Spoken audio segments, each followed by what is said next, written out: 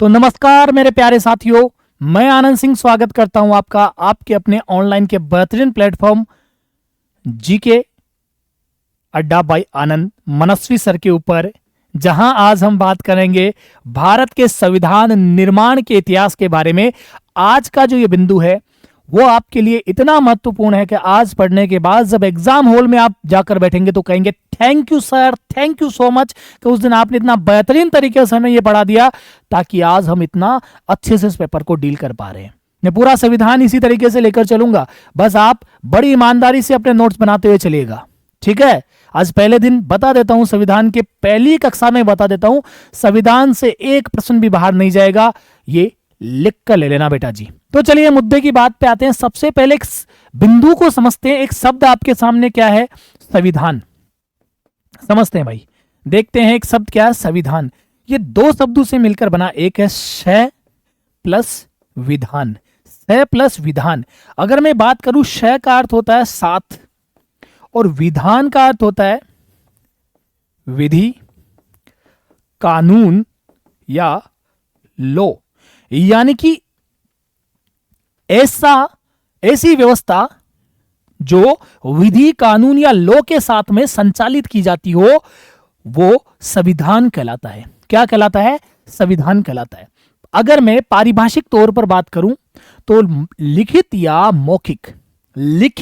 मौखिक नियमों का, कानूनों का, लॉ का, विधि का समुच्चय जिसके द्वारा किसी देश का सरकार चलाई जाती हो, किसी देश की व्यवस्था को संचालित किया जाता हो, वो उस देश का संविधान कहलाता है।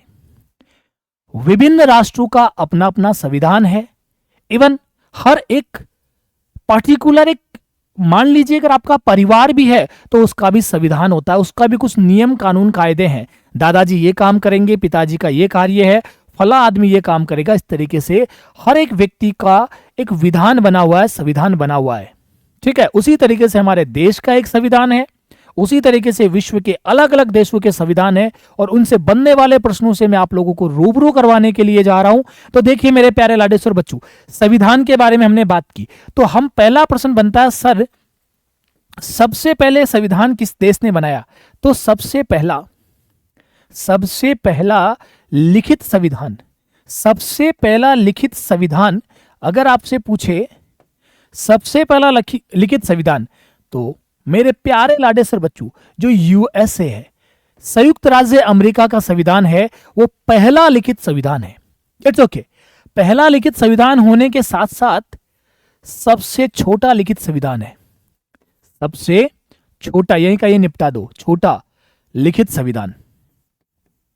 सर कितना छोटा है? सिर्फ 7 आर्टिकल में सिमट गया, 7 अनुच्छेदों में सिमट गया। ये सबसे पहला हो गया। तो अगर आपसे पूछे कि वर्तमान में सबसे नया, तो यहां हम बात करते हैं सबसे नया आपका लिखित संविधान बेटा जी नेपाल का है। फिर आपसे प्रश्न पूछे सबसे बड़ा लिखित संविधान, तो जवाब क्या देंगे? गर्व से कहो हम भारतीय हैं, और गर्व से कहो हमारा संविधान विश्व का सबसे बड़ा लिखित संविधान है, जिसमें सब कुछ समाहित है। हर एक व्यक्ति के, अंत्योदय व्यक्ति तक का उद्धार कैसा हो वो उसमें समाहित है। तो मुद्दे की बात पे आते हैं। सबसे बड़ा जो लिखित संविधान है वो भारत का है। 395 अनुच्छेद, 395, कहां वो 7 अनुच्छेद में सिमट जाता है, ठीक है। 22 भाग, 12 अनुसूचियां, ठीक है। इन सारे बिंदुओं पर हम चर्चा करते हुए आगे चलेंगे। चलिए, इतनी बात हमारी अगर हो जाती है, अब हम बात करें हैं एक ऐसा संविधान है जो लिखित नहीं है। एक ऐसा संविधान है जो लिखित नहीं है, तो मौखिक संविधान।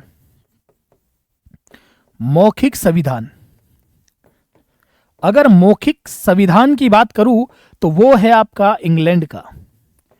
जो इंग्लैंड का संविधान है वो कैसा है बेटा जी? मौखिक संविधान है। चलिए, यहां तक हमने एक प्रश्न पक्का कर लिया, मान के चलिए।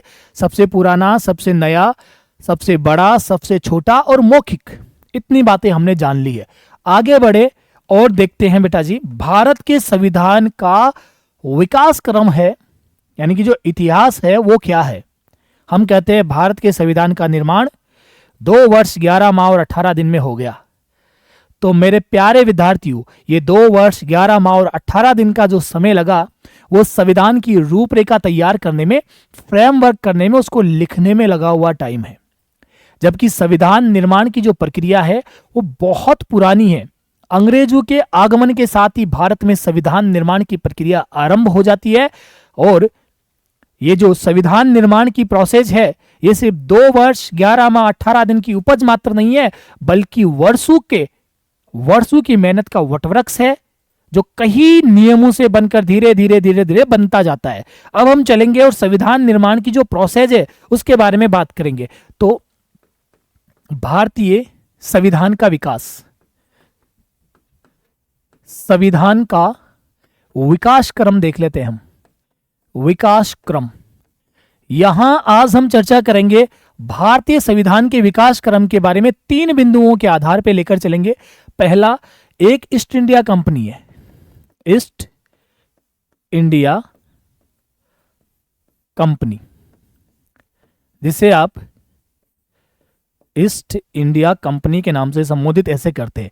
एक, ईस्ट इंडिया कंपनी के शासनकाल में जो संविधान का निर्माण हुआ वो ईस्ट इंडिया कंपनी के समय या शासनकाल में।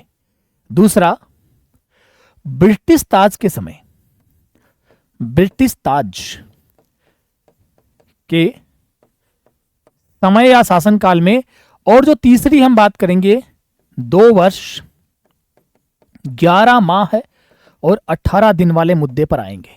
तो 2 वर्ष 11 माह और 18 दिन वाले मुद्दे पे आएंगे। अब हम देखेंगे ईस्ट इंडिया कंपनी के तहत बनने वाले नियम कौन से थे, क्या था। तो एक एक बिंदु के लिए तैयार हो जाएंगे। अपनी कॉपी और पेन हाथ में ले लीजिए, ईमानदारी से काम अभी से करना शुरू कर दीजिए। एग्जाम तक जो बीज आज आप बो रहे हैं पढ़ने के रूप में, ये परीक्षा के दिन फल के रूप में जब आप क्वेश्चन कर पाएंगे आपको जरूर प्राप्त होगा, ये मैं मानता हूं बेटा जी। चलिए अब हम बात करते हैं सबसे पहले ईस्ट इंडिया कंपनी से जो ये शुरुआत होती है। हम कौन कौन से इसमें अधिनियम पढ़ेंगे, क्या क्या चीजों के बारे में बात करेंगे, मैं इधर ही थोड़ा बता देता हूं बेटा जी। इसमें हम आगे चलकर पढ़ेंगे बेटा जी 1600 ईस्वी का राजलेख, 1600 ईस्वी का राजलेख देखेंगे, 1726 ईस्वी का राजलेख, 1726 ईस्वी का राजलेख, फिर यहां पर 1773 का रेगुलेटिंग एक्ट, रेगुलेटिंग एक्ट, इसके बारे में बात करेंगे। फिर यहां हम 1781 का act of settlement, act of settlement, act of settlement देखेंगे। फिर मुद्दे की बात पे आएंगे 1783 का Fox India act, Fox India act देखेंगे। और फिर बेटा जी हम इससे आगे चल के 1784 का पिस्ट इंडिया एक्ट देखेंगे, पिट्स इंडिया एक्ट देखेंगे। इसके बाद हम जिस बिंदु पर बात करेंगे वो रहेगा आपको 1813 का चार्टर एक्ट, 1813 का चार्टर एक्ट। 1793 भी देख लेंगे एक बार हम पहले, यहां पर 1793 का चार्टर, 1793 का चार्टर देखेंगे। उसके बाद 1813 का चार्टर और उसके बाद 1833 का चार्टर। और मेरे प्यारे लाडे सर बच्चों, लास्ट में जाकर हम इसमें देखने वाले हैं 1853 का चार्टर। ये ईस्ट इंडिया कंपनी के तहत इतनी चीजें हमें पढ़नी है। ईस्ट इंडिया कंपनी के तहत इतनी चीजें हमारे सामने आएंगी जो संविधान के अंदर इनमें से कानून कुछ ले लेकर हम ऐड करते जाएंगे, ठीक है। फिर इसके बाद हम देखेंगे ब्रिटिश ताज के तहत 1858 का भारत शासन अधिनियम, 1861 का भारत शासन अधिनियम, 1893 का भारत शासन अधिनियम, 1909 का भारत शासन अधिनियम, मार्ले मिंटो जिसे हम सुधार अधिनियम कहते हैं, 1919 का भारत शासन अधिनियम, मॉन्टेग्यू चेम्सफोर्ड सुधार अधिनियम के नाम से जो जाना जाता है, 1835 का भारत शासन अधिनियम और 1935 का भारत शासन अधिनियम और 1947 का भारतीय स्वतंत्रता अधिनियम। इन अधिनियमों के बारे में हम ब्रिटिश ताज के तहत बात करेंगे। उसके बाद का जो समय है 2 वर्ष 11 माह और 18 दिन में कौन कौन सी समितियां बनी, संविधान सभा का निर्माण के बाद जो समितियों वगैरह का जो दौर चला, इस दरमियान जो भी काम हुआ उसके बारे में हम चर्चा करेंगे। यह हमारा विषय रहेगा, मैं पहले क्लियर कर चुका हूं आपके लिए। अब हम पहले बिंदु से शुरुआत करते हैं। ईस्ट इंडिया कंपनी के तहत जो 1600 ईस्वी का राजलेख है, यहां से इस कक्षा को आरंभ करते हैं। चलिए तो बेटा जी आइए आप, तो 1600 का राजलेख, 1600 ईस्वी का राजलेख या हम देखते हैं बेटा जी 1600 ईस्वी का राजलेख के तहत 1600 ईस्वी के राजलेख के तहत ईस्ट इंडिया कंपनी भारत आई। क्या भारत आई? ईस्ट इंडिया कंपनी भारत आई। तो पहले हम ये जान ले आखिर ईस्ट इंडिया कंपनी की स्थापना कब होती है। भारत तो आ गई है, तो मेरे प्यारे लाडेश्वर बच्चों थोड़ा समझ लीजिए, ईस्ट इंडिया कंपनी की जो स्थापना है वो 1599 ईस्वी में होती है। अब स्थापना को लेकर ईस्ट इंडिया कंपनी की स्थापना को लेकर 3 तरीके से, थोड़ा दूसरे तरीके से देखते हैं इसको। स्थापना में देखेंगे हम कब, तो 1599 ईस्वी में। कहां? तो इंग्लैंड में। और किसने? तो महारानी एलिजाबेथ ने। कौन है? महारानी कौन है भाई? एलिजाबेथ। कौन है? महारानी एलिजाबेथ के द्वारा इसका स्थापना की गई, ईस्ट इंडिया कंपनी की स्थापना की गई। क्यों? तो पूर्वी देशों से, पूर्वी यानी कि एशियाई देशों से, पूर्वी देशों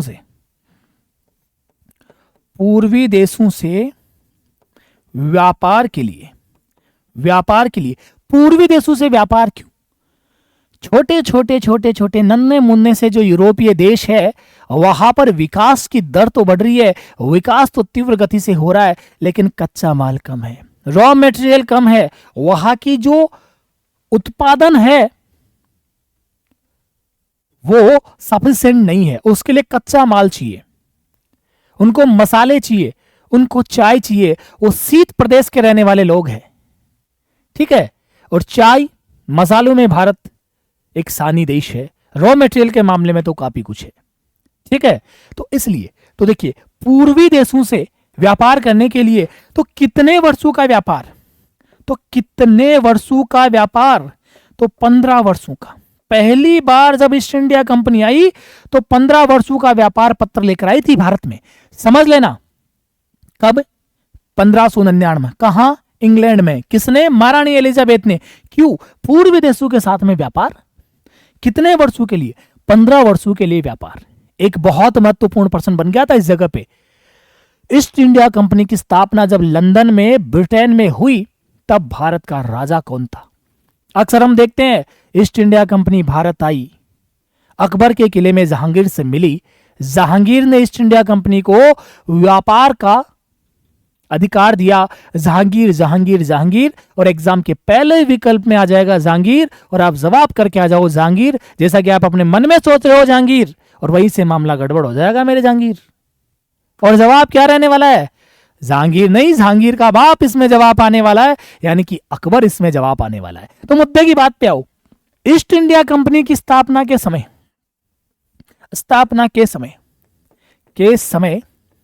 भारत का राजा, भारत का शासक कौन था भाई?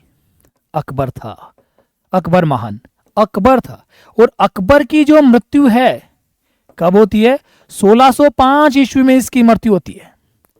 इसीलिए तो फिर जहांगीर बन गया और जब ये कंपनी वहां स्थापित हुई और 1600 के राजलेख के तहत यहां पर आती है, ठीक है, तो ये हमने सबसे पहले एक बिंदु देखा, ईस्ट इंडिया कंपनी स्थापना और 1600 के राजलेख के तहत भारत आई। कितने? 24 सदस्य। कितने सदस्य? 24 सदस्य।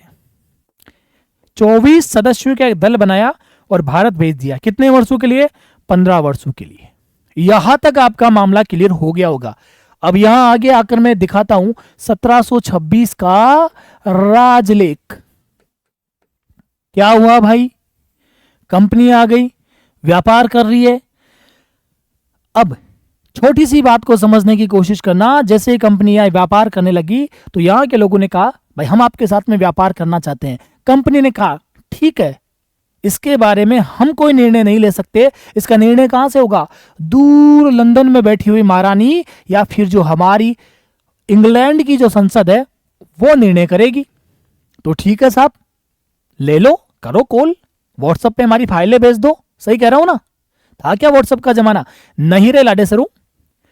तो क्या करो, फ्लाइट के अंदर हमारी पूरी फाइलें रखो और शूं कैसे उड़ा दो। नहीं रे मेरे प्यारे बच्चों, पानी के जहाज में जाना पड़ेगा। और इधर से फाइलें रखी गई।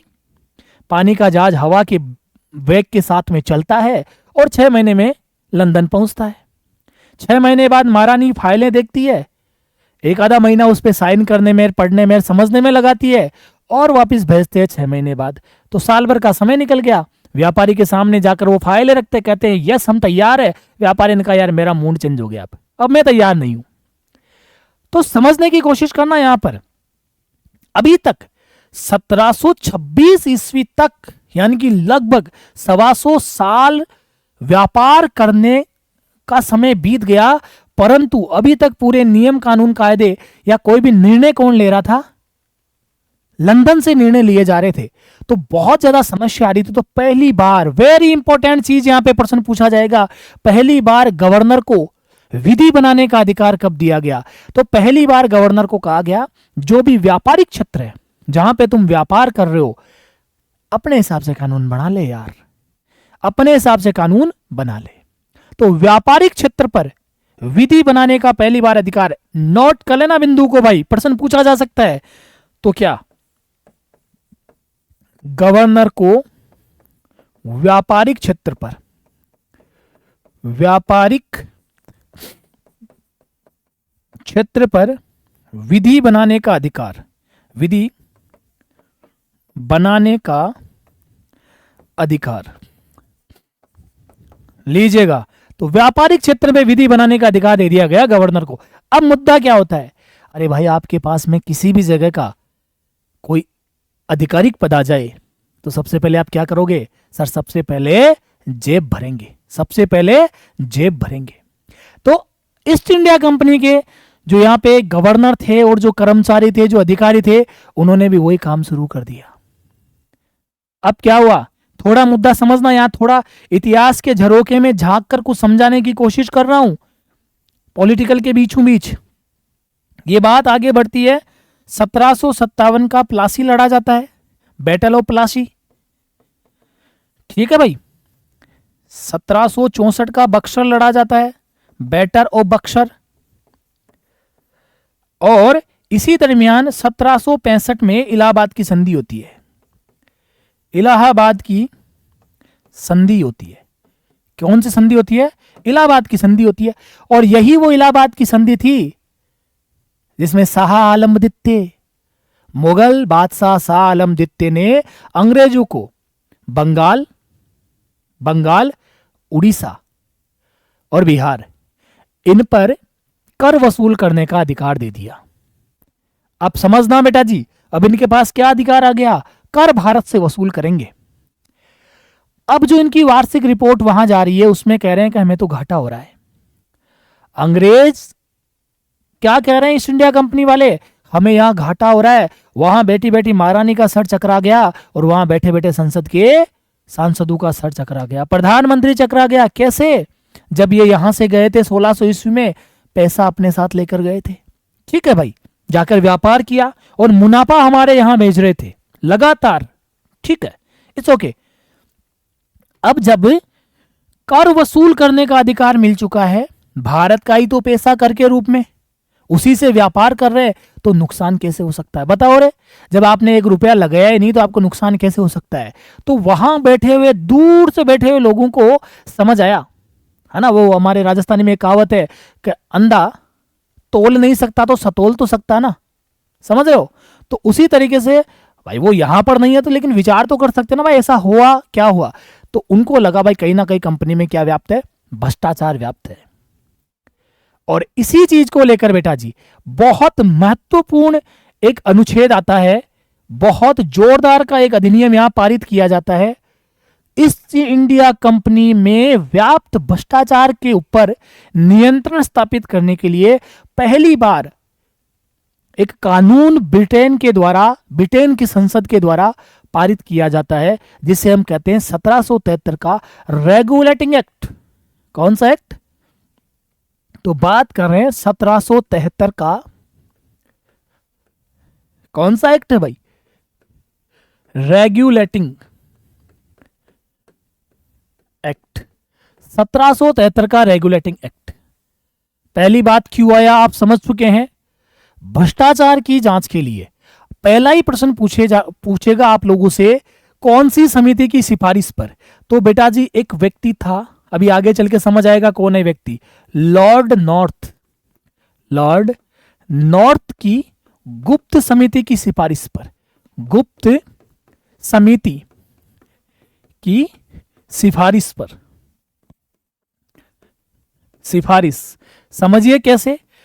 लॉर्ड नॉर्थ वहां के प्रधानमंत्री थे, उन्होंने अपने कुछ आदमी गुप्त रूप से ईस्ट इंडिया कंपनी में भेज दिए और कहा आप जाओ और पता करो कि क्या वास्तव में यहां पे भ्रष्टाचार व्याप्त है। वो आते हैं, तस्दीक करते हैं और अपनी रिपोर्ट वापिस ब्रिटेन भेजते, लंदन भेजते और कहते जी हां यहां पर भ्रष्टाचार व्याप्त है, कंपनी में भ्रष्टाचार व्याप्त है।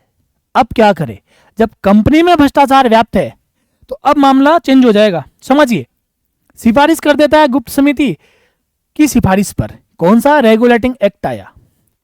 अब जब रेगुलेटिंग एक्ट आया तो पहली बार उन्होंने ईस्ट इंडिया कंपनी पर नियंत्रण स्थापित करने की कोशिश की। कैसा नियंत्रण? तो ईस्ट इंडिया कंपनी पर पहली बार, पूरा समझ आ जाएगा अभी, पहली बार संसदीय नियंत्रण, संसदीय नियंत्रण स्थापित, नियंत्रण स्थापित, पहली बार संसदीय नियंत्रण स्थापित। अब संसद क्या बनाती है? संसद अभी संविधान बनाती है। मैंने कहा ना संविधान क्या है? सय प्लस विधान, कानून, नियम, कानूनों का एक समूह, समुच्चय।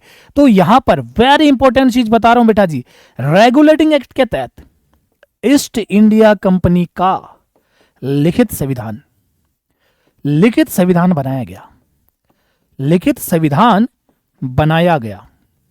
यह कहा गया कि अब आप आपके मनमर्जी से काम नहीं करेंगे, ये कुछ नियम, कानून, कायदे हैं जो हम आपको दे रहे हैं, आप इसके हिसाब से कार्य करेंगे। तो संसदीय नियंत्रण शुरू हो गया, लिखित संविधान बना दिया गया। बोला ये सारी चीजें हो रही है तो इसे एक आदमी संभालने वाला चाहिए। जी हां बिल्कुल चाहिए। तो यहां पर एक बहुत इंपॉर्टेंट चीज क्या की गई, जो बंगाल का गवर्नर था, बंगाल के गवर्नर को, बंगाल के गवर्नर को,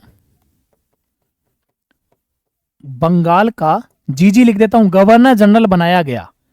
बंगाल के गवर्नर को चेंज करके बंगाल का गवर्नर जनरल बना दिया गया। और मेरे प्यारे बच्चों, बंगाल का अंतिम, मतलब गवर्नर तो अंतिम और गवर्नर जनरल प्रथम। पहले गवर्नर, अब गवर्नर जनरल हो गया Warren, Warren Hastings. Warren Hastings को बंगाल का क्या बनाया गया? गवर्नर जनरल बनाया गया। ठीक है, तो हमने यहां तक एक इतनी बात की। चलिए हम आगे चल के और कुछ देखते हैं।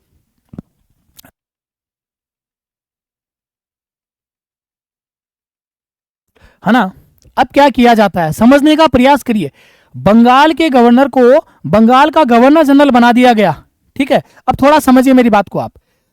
बंगाल के गवर्नर जनरल ने कहा, वारेन हेस्टिंग ने कहा, भाई मुझे क्या फायदा, मुझे क्या फायदा, मैं गवर्नर रहूं या गवर्नर जनरल रहूं, मुझे क्या फायदा। बोला रे फायदा होगा, रुक।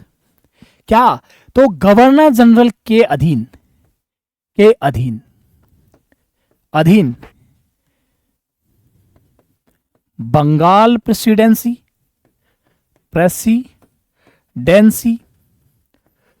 मद्रास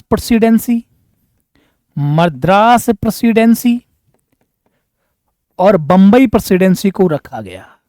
बंबई प्रेसिडेंसी को रखा गया, के अधीन रखा गया।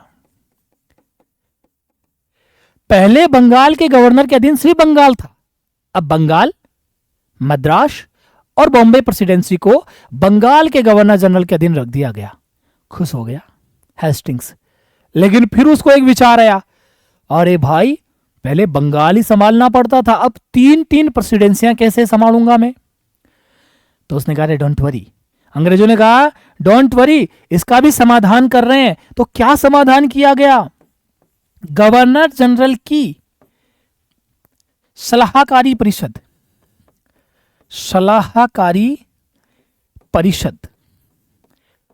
का गठन 4 सदस्यों के साथ में, 4 सदस्य। गवर्नर जनरल को कहा, डोंट वरी गवर्नर, हम आपकी पूरी चीजें क्लियर करते हैं, ये 4 लोग और देते हैं जो आपका सहयोग करेंगे। तो गवर्नर जनरल की क्या परिषद बना दी गई, 4 सदस्यों की। ओके, अब क्या होगा, यहां पर एक बीओडी का स्थापना की गई, बोर्ड ऑफ डायरेक्टर। क्या बनाई गई? BOD, board of director. क्या है? Board of director. इसी तरीके से लिखाया था, ये रोमन इंग्लिश में लिखाया था, बोर्ड ऑफ डायरेक्टर, यानी कि निर्देशक मंडल।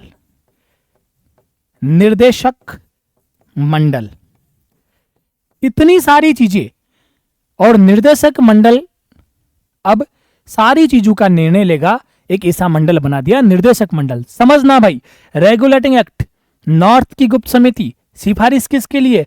कंपनी पर क्या करना है? भ्रष्टाचार को नियंत्रण। तो पहली बार संसदीय नियंत्रण, संसद क्या बना रही है?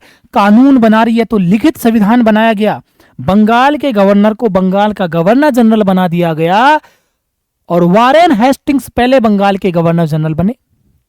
इनके तहत, इनके अधीन बंगाल प्रेसिडेंसी, मद्रास प्रेसिडेंसी और बंबई प्रेसिडेंसी को रखा गया।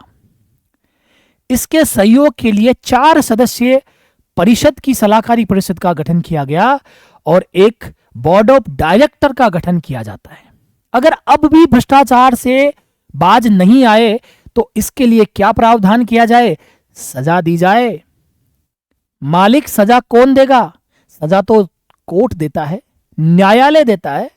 तो कहा, बिल्कुल सही कह रहे हो मास्टर जी, अब सजा न्यायालय ही देगा। और इस रेगुलेटिंग एक्ट के तहत वर्ष 1774 ईस्वी में कलकत्ता में सर्वोच्च न्यायालय की स्थापना की गई।